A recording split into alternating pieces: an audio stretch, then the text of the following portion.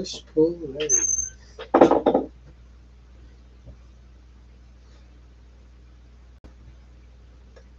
Doing the push-pull legs challenge. Today is leg day.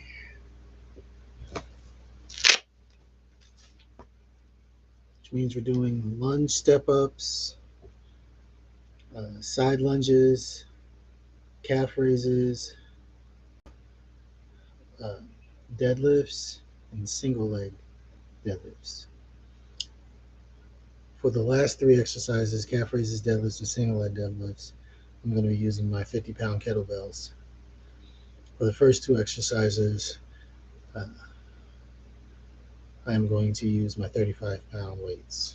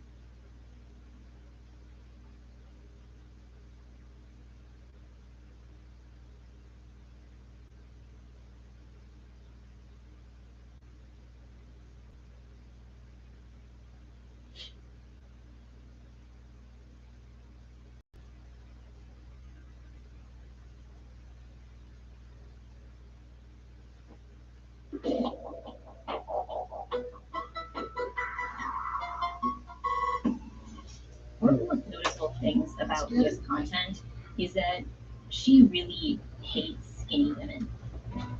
If you are thin and you post those body positivity photos where you're hunched over and forcing yourself to have rolls, I want you to feel embarrassed. Because that's embarrassing. This video got so many views, and it's a perfect example of going viral for a take with absolutely no nuance whatsoever. One down, three to But we're go. starting off with shaming skinny people for daring to be confident in their bodies, so let's see some more. I love how anytime a fat person does a video about how weight loss journeys are fat phobic, the comments are full of things people being like, actually, how is it fat phobic that I don't want to be a fat, disgusting, unhealthy, obese pig anymore? That's not fat phobic. The first thing I think of when watching this video is the men's rights movement and the manosphere, how they make up scenarios to try to bring women down. Because in the scenario that this guy is talking about, it's mostly skinny people in the comments, a lot of whom have lost weight, saying things like, it's not that phobic for me to have lost weight, and I feel better since I have. And then the fat activist will turn around and twist it and say, oh my god, whenever I give my opinions on weight loss, these people are in my comments calling me a fat slob.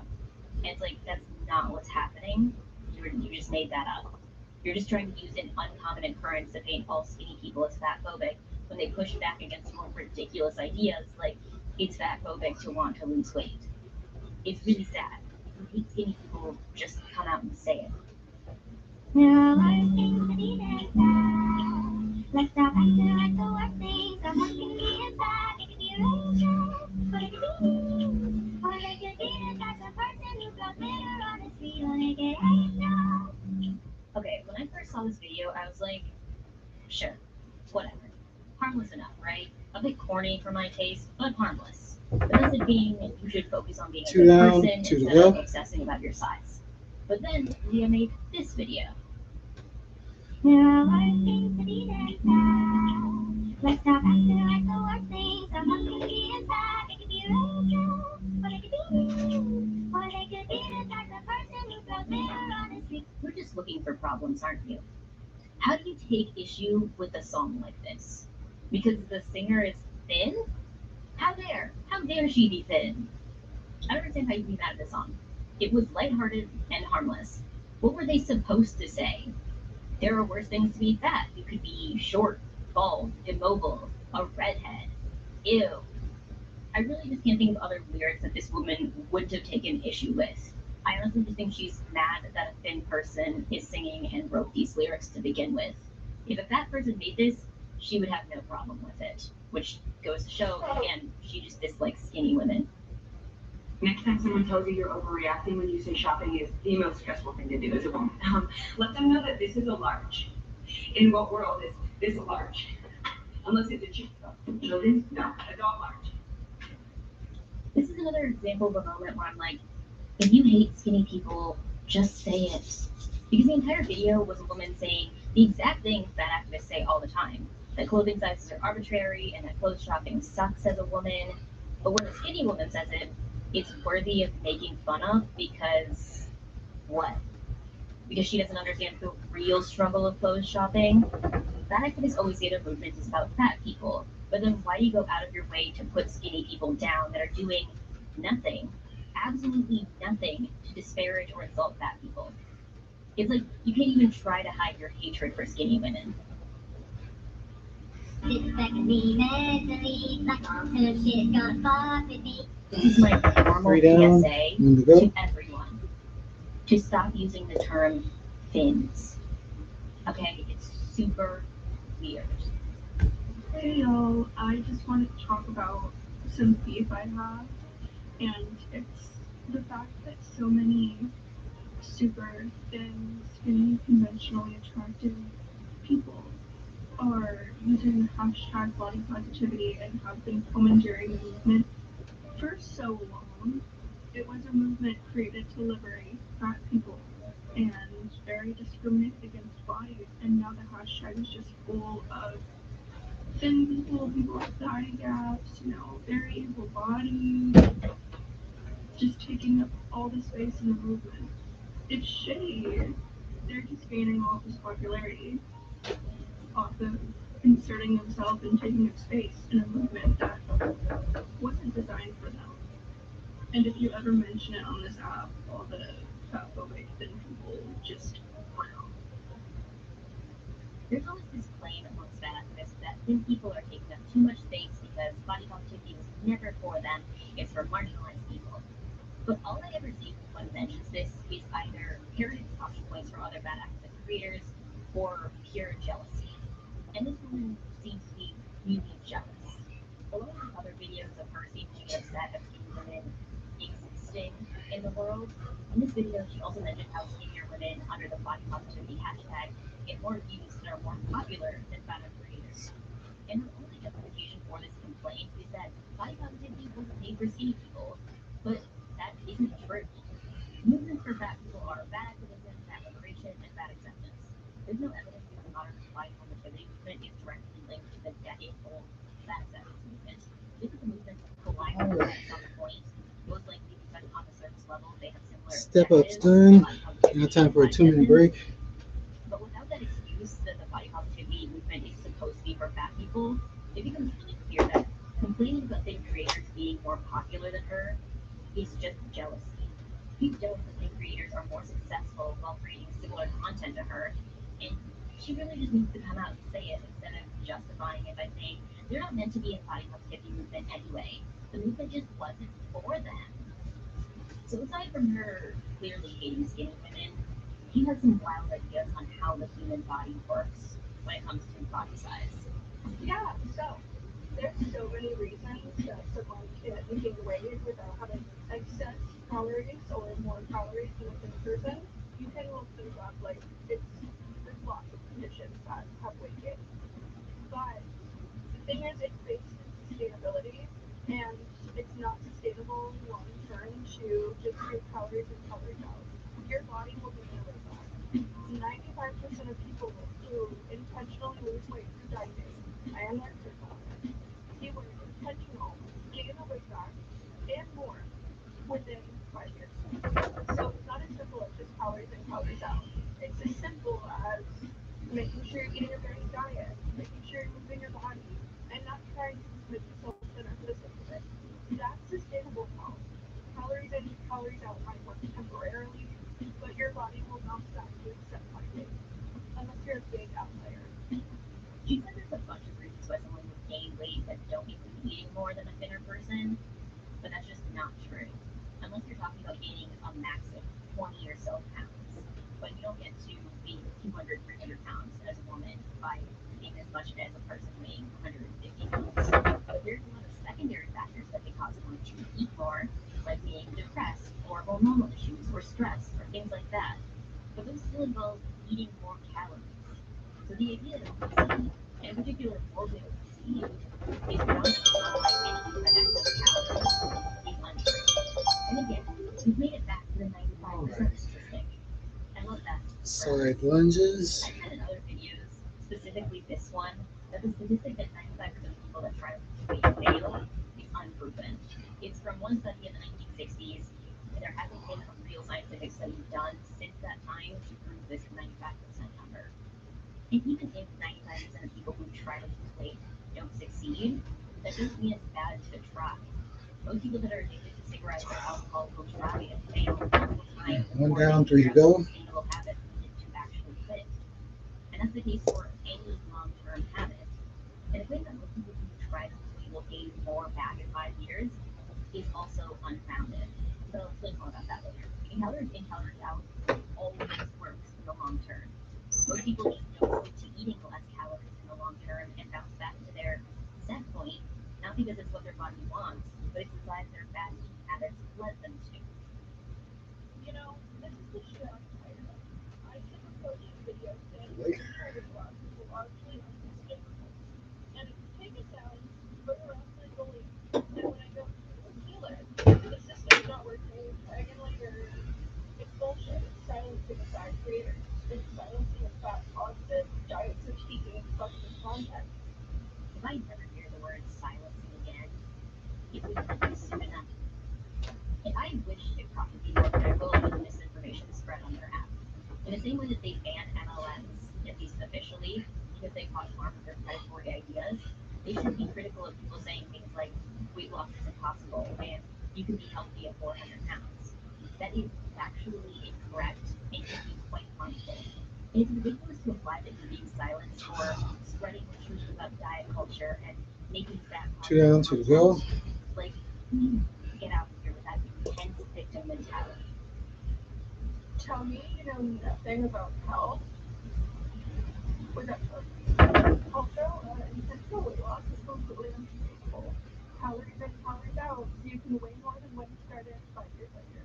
Wow, really the pot calling the kettle black on this one. Damn. Okay. And I would venture to say that the reason most people that diet weigh more in 5 years isn't because of diet, if that statistic is true. It's because in the United States, most people will, on average, gain weight within the span of 5 years, regardless of if you diet or not. So you can't necessarily attribute the weight gain to the dieting if everyone on average is gaining weight over 5 years. And there's still nothing that will consistently cause you to gain weight except consuming excess calories. Period. I could show you the end. The left out the right. I could show you the end. The left out the right. This is a horrible take. This is one of the worst ones I've ever seen on this channel, and that's a high bar. First of all, the comment said, I'm not giving you money because I don't want to pay me a food addiction. And Lee's response was, we're all addicted to food? What? What is the definition of addicted? That's the first thing we need to clear up, because if you mean that we need it to survive, which is the only way I can interpret it that kind of makes sense, then that means we're also addicted to water and shelter. And that's just a strange thing to say. In addition, to the point where she said if we all 3 down, 1 to go. fat people would still exist, this statement needs so much more context. Like, sure, if we all ate 2,500 calories a day, yes, fat people would still exist. But if every human adult ate 1,000 calories a day, no fat people would exist, and we would have a bunch of very underweight people. I think she's probably implying that food isn't closely related to size with this comment, but that isn't true. Food is the main factor in our body size, and you're factually incorrect if you don't believe that.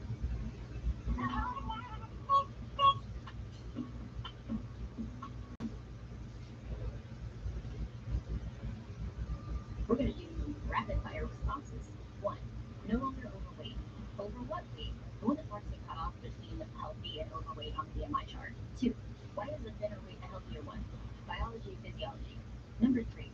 You can be body positive and also use charged diet language. What is charged harsh diet language. You also don't think it's harmful because you were ignorant of fat justice. What the fuck is fat justice? Why is fitness praised? If it had been the other way around and they had gained 100 pounds with a fat person, you would have the same reaction. Yes, because in most places in the world at this point in time, gaining weight is easy. Losing weight is hard. So people are praising the effort put in to lose the weight. Fat phobia in medicine is just so fucked up, y'all.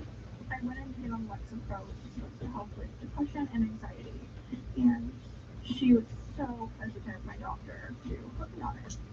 And she brought up World Food Trend, and I was like, that doesn't really help with anxiety, and it can often make it worse.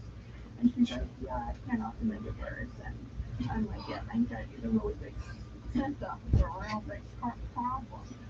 Even knowing that I've had like anxiety attacks, like in public, at home, like where I had to go to the emergency room, even knowing how bad my anxiety is, like she still was so hesitant. She was like, well, the side effect of Wellbutrin is weight loss.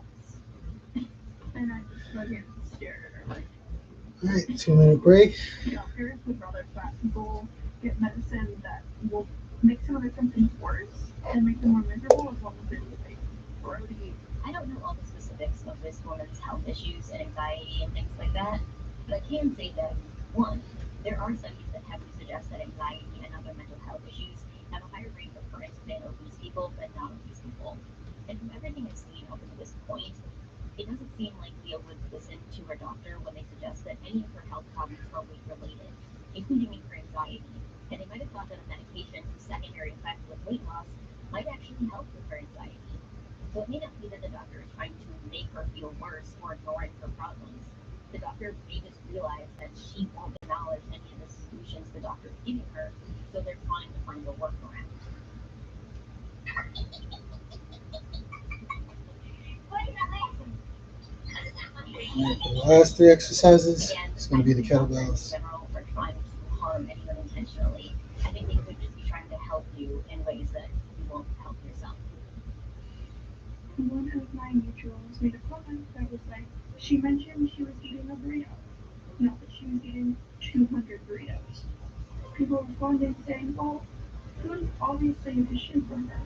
Because of her weight, obviously, food is not an issue for me. Food is an issue to all of you who obsess over calories, portions, morality of food. Seems kind of excessive to always correlate food with weight. Food is not an issue for me. But for y'all, also, if you want to eat 200 burritos, if that was even possible, go for it. Do it. Live your best fucking life. Food is meant to be enjoyed. I hope some of you find that joy and stop doing shit like this. She said in this video, being kind of obsessive to always correlate food with weight. If you want to eat 200 burritos, do it. Live your best life. First of all, nobody's best life involves eating 200 burritos at one time. Nobody. Let's make that clear from the beginning. And the simplest way to summarize this video is that if you see food as anything other than something that brings you joy, then you have a problem with food, which is a very unhealthy way to look at food. She said if you try to track your food intake or think about it at all in relation to your weight, then reevaluate how you see food. But saying that it's wrong to correlate Down. food intake with Here you weight go. is scientifically incorrect. Food intake is the biggest driver of our body weight. Overall, this video shows that she dismisses any idea that even hints that excess food consumption can be unhealthy, or that there's even such a thing as excess food consumption.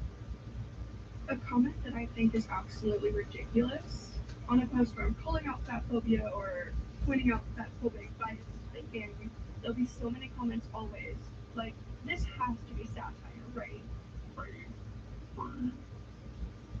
Yeah, I wonder why making statements like, it's fat phobic to say obesity can lead to a shorter life, or calories have little to no effect on body size, would ever be interpreted as satire. That's so weird, right? But could it be because they are factually incorrect statements and they seem wildly ridiculous? No, obviously not. It couldn't be that. People are just stupid, aren't they? Yeah, it's funny how obsessed they are with someone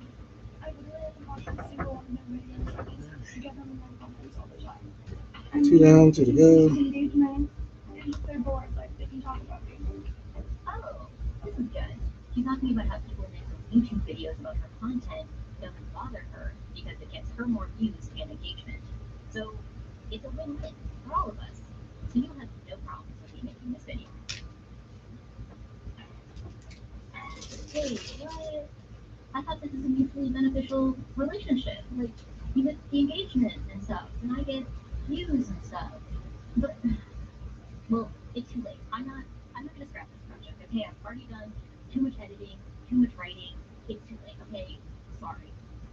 So now we get on to Leah's fat activism and how she perceives fat phobia and how fat people are treated in the world. No. And I've been meaning to make a video about this for a while. Obviously, like all class desk setups are different. Some of them are better than others. But currently, I'm in a very classic lecture hall, and I have to squeeze into the seats. It also has little like flip-up desks that go over your lap. Everyone else in the class is then can put it over their lap and take notes. I can't take notes in that class because I'm too fat. I just have to listen or find a way to balance my emotions or laptop. Three down, one to go. Usually precarious way of entrepreneurs. I think every single college campus is like this. I have friends at other universities that have the exact same problem. Honestly, just an extension of the entire public experience not being accessible to anyone who isn't thin, but it fucking sucks. And I'm a size 26, so I'm squeezing in. How many others are totally left out? That sentence took me the fuck out. She said, I'm size 26, so if I'm squeezing in, imagine how many people are left out. Well, 26 is big. I don't care what metric you use. A size 26 is large. So I can't imagine there are that many more people on campus that are in a worse position than you are. And this whole conversation that it's a systemic problem that public spaces don't accommodate people that are a size 26 always comes off as very entitled to me. Everyone will be like, you just don't want fat people to be comfortable in public spaces. No. And she made this video and she was like, yeah, I'm a size 26, so fitting into desks on a university campus can be a struggle sometimes. And it really sucks, and it gets to me sometimes. And I just want other people to validate my struggle and to put it out to the world that, you know, this can be hard sometimes.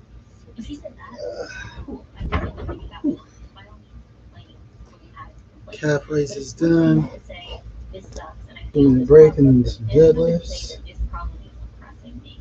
It's the same complaint that fat activists give when they're like, clothing companies are oppressive because they don't create cute clothes in my size. It's like, that's not oppression. You want to say that it sucks that they don't have cute clothes in a size 28 at a specific store, sure, go ahead. But don't say that that company is oppressive because they don't make cute clothes in your size. You know? You're entitled to be comfortable in public spaces. You're entitled to clothing options in your size. You're entitled to access to public spaces, as she is. She is allowed in her university campus. But you're entitled to all spaces being fully accommodating of your size, especially if you are a size 26.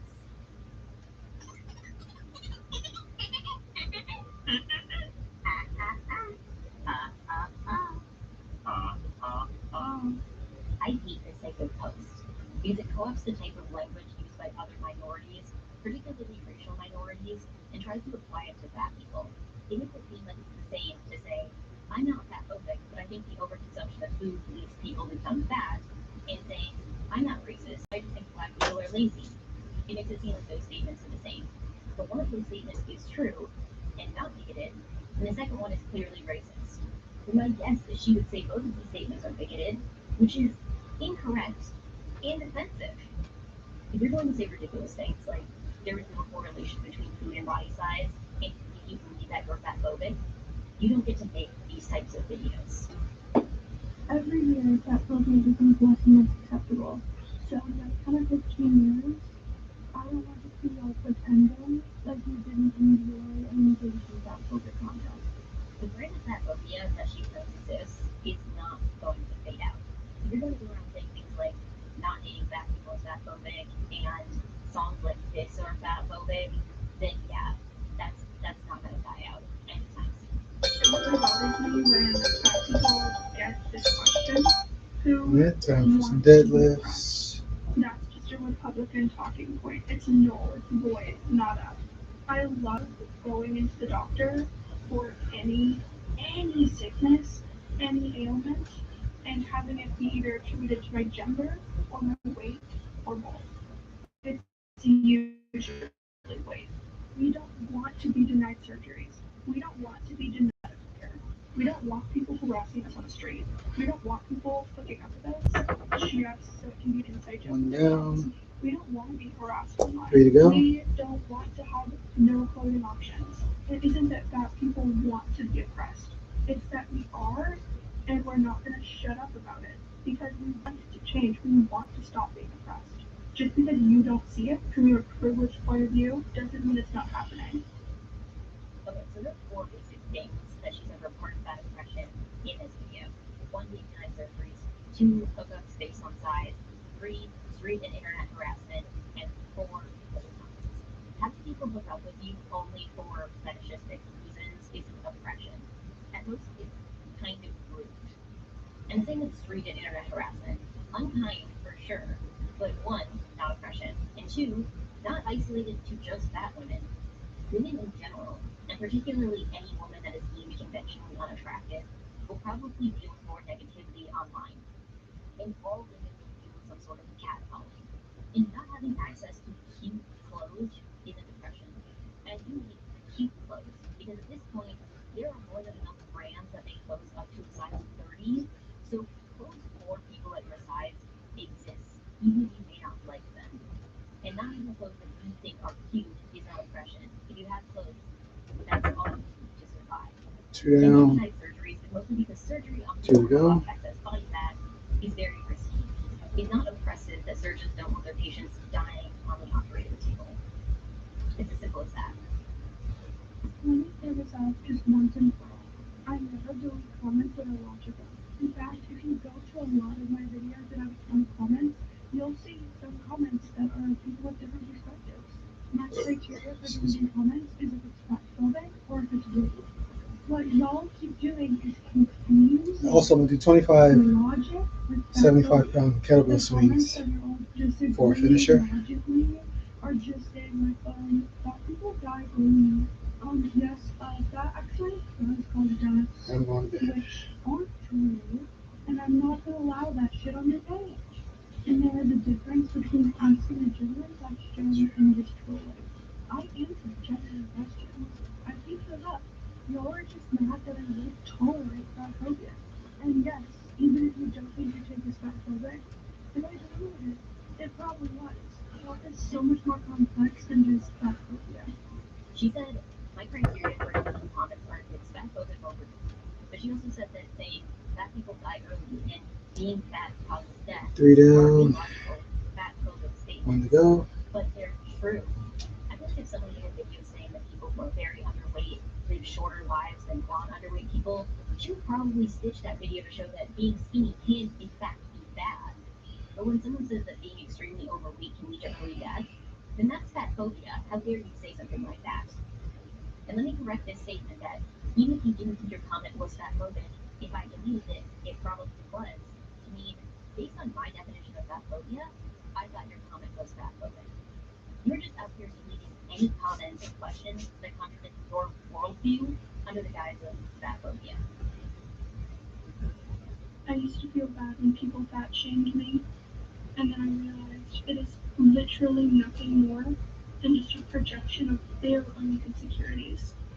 They're not upset you're fat. They're upset that they might be too someday. I don't think people should fat shame or skin shame or body shame at all. But I don't think everyone, or even most people, body shame or fat shame out of a fear of being fat. The reason most people try to actively hurt other people is usually because they want to have money. All right. That's why you'll find people Deadlift's done. All that's left is a single leg deadlift. And a 2-minute break. Tall or being short or having bad skin or countless other attributes. If someone is bullying someone for having red hair, it's usually not because they're afraid of having red hair. It's because they want to put someone down, and making fun of their hair is a simple way to do it. I think we can all just accept that people can be dicks and not make it about a specific body shape or body size. Deconstructing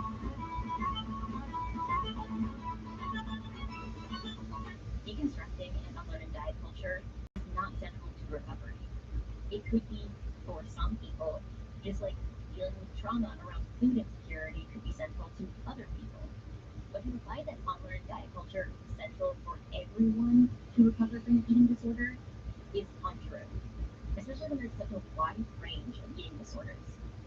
Saying this one thing is required for recovery for everyone with an eating disorder is wrong.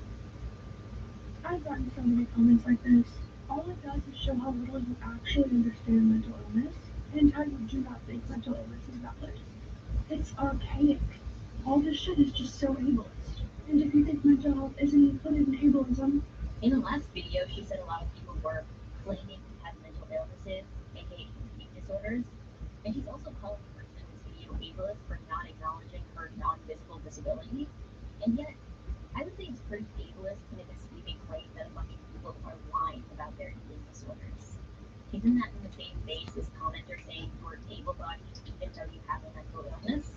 My point is that telling people that they don't have a disability because you either can't see it or you don't want to believe that it exists is also a form of ableism. So you're not alone. We actually don't have evidence basically in real life to see the reproduced weight loss from most people. We're taught that when we go on a diet and lose weight, easily that it's our fault. And so naturally we blame ourselves. But you know how many diets we've gone and how many times does the weight come back, and sometimes even more. If you're like most dieters, every single time, and trust me, you are all non-failure. Hey, look! It's that woman I made a video about that tries to sell $3,000 courses to fat women on how to make them love themselves, even though she has no credentials to be giving therapeutic advice, nor is she a registered dietitian. If you want to watch the full video on that, it's above. But the basis of that video is that there's a bunch of people, including this woman, that create outrageously expensive courses on how to love yourself under the guise of anti-diet culture to specifically target women with binge eating problems, which obviously tend to be plus-size women. In this video, shows the symbiotic relationship these thin women selling these courses have with the fat acceptance community. Fat activists like Leah here get their thoughts parroted by someone that is thinner but seems to have some amount of authority when it comes to health I'm down for you to go. which gives Leah's thoughts more legitimacy. And Kara here gets her thoughts spread further to her target audience by people like Leah giving her screen time on her own platform, whose audience is mostly the target audience that Kara wants. Hey Google, turn on the porch light. Are very insecure. But I'm honestly really curious. Before giving screen time to this woman, Okay, turning on the porch and light. find out that she was selling these overpriced courses to vulnerable plus-size women under the guise of anti-diet? Or did she know that beforehand and she's actually in favor of these courses that people like Kara are selling? I don't know which one is worse, but I'm curious to know which one it is. Turning flashlight on. Sean Piker made a video about me, basically just dunking on my fat politics. On his stream, he reacted to a bunch of my TikToks, basically saying I was body shaming thin people and I'm an awful person. And by being so awful, I'm making it easier to be fatphobic and dunk on fat people. He then goes on to say, don't bully fat people. Don't shame us. Because if you do,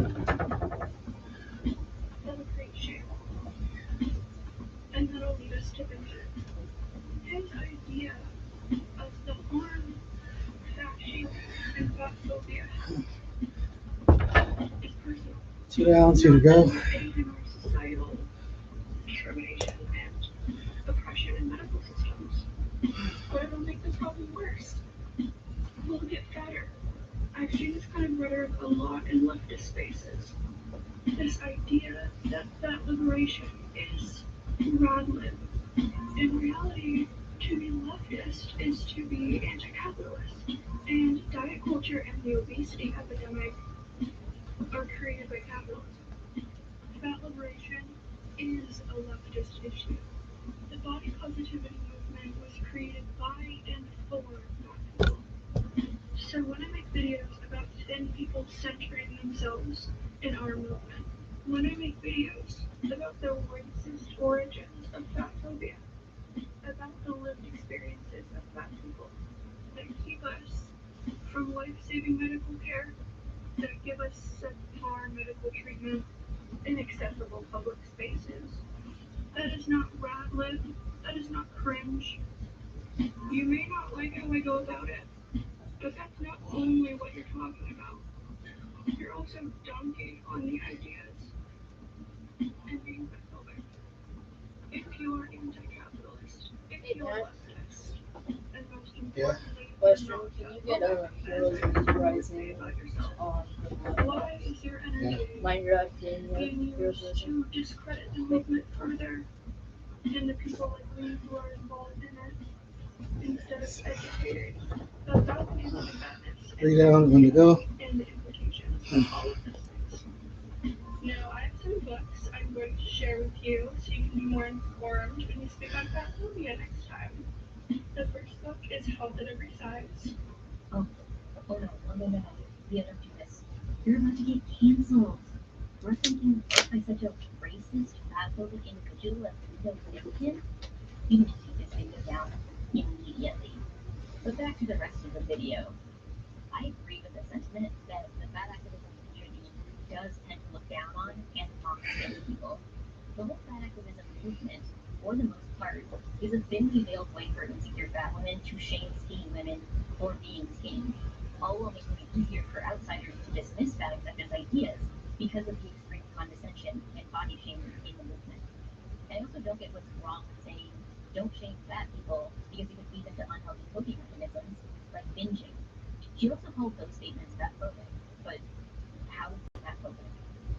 She also said that diet culture and the obesity epidemic are capitalist creations, and I think she meant that the obesity crisis is a hoax created by capitalism, but it's ironic because capitalism very much benefits from the very real obesity epidemic. The diet industry is worth about $250 billion, but the fast food industry is worth about $650 billion. And it's not even taking into consideration the processed food industry that makes things like chips, cookies, and other junk food, which has to put that number over $1 trillion. So there's far more money being made on keeping people fat and making people more fat than there is on making people skinnier. So you can cut the whole obesity is a construct made by diet culture bullshit. And it's interesting that someone like Hassan Piker, who presumably hadn't seen all the fat activist content before watching these videos, could easily point out the All done. skinny media has thin people from just a few of her TikToks. Because as I said, the media is a thinly veiled way of shitting on skinny women, and it's very obvious. But to Leo, simply making that observation Tomorrow. seems to be fatphobic. Let's Like, he push. calls him uneducated, with the assumption that if he was educated on fat acceptance, if he did all the reading and listened to all the arguments, he couldn't possibly disagree unless you're fatphobic and just dislike fat people. But first of all, I heard every argument as to why fat acceptance is a human rights issue, and I'm not convinced. And second, even if fat acceptance was a valid human rights issue, the amount of All right, like I said, towards skinny people by the people of the movement would turn anyone away from actually I wanting only got to to do 10 kettlebell swings themselves. instead of 25 for And this it is radical. finisher because And I'm it is cringy to I'm watch the beat. fat liberation movement try to disguise its jealousy under the cloak of social justice. We're just not convinced. Sorry. So along with her weird thoughts on what fat phobia is, she also has some strange thoughts about dating preferences as well. The world owes fat people basic respect and human decency, and until people like you no longer feel comfortable commenting things like that, I'm gonna stay out. The comment was correct. It says, you're just a very unhappy girl who thinks the world owes you something because you want to be fat. It's honestly quite nothing to see. Find your happy. She said the only thing she's looking for is basic human decency, but if that's true, you go about it in a horrible way that's incredibly entitled. Policing how people are allowed to talk about their bodies, invalidating people with mental illnesses, and comparing your fat plight to being black or gay is not basic human decency. Or saying that people should be attracted to you as a fat person, because I kid you not, the same day she recorded this video, in the exact same position, she made this video. All Let's talk about body right, preferences. I've heard a lot I'm of good. talk like, oh, I don't like fat See y'all people, tomorrow. but I'm Peace. attracted to them, and and I don't want to date them. It's just my preference. Maybe